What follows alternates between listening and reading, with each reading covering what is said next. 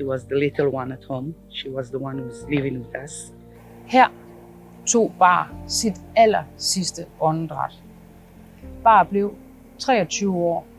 Den 7. oktober 2023 blev hun sammen med godt 350 andre unge mennesker mejet ned her. 2 trucks and 6-7 motorcycles came through them, began to shoot everybody. It was the Hamas. And then she called me. It was 7 o'clock and 7 minutes in the morning. And she called me and began to scream on the phone, "Mom, they're shooting us. Mom, they're shooting us," and screaming. Alt hun ville, det var at danse. Alt det de andre ville, det var at danse.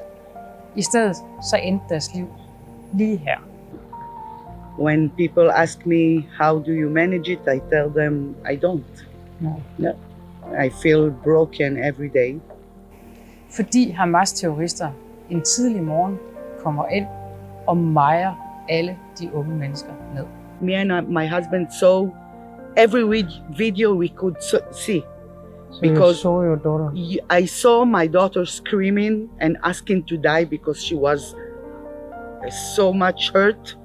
This is a video that no parents should see. No. And I saw a video of her last breath, the moment she stopped breathing.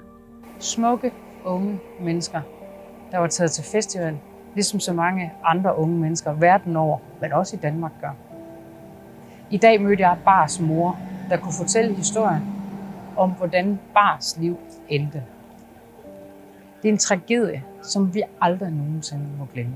Men det er også en tragedie, som der alt for sjældent bliver fortalt, også i de danske medier.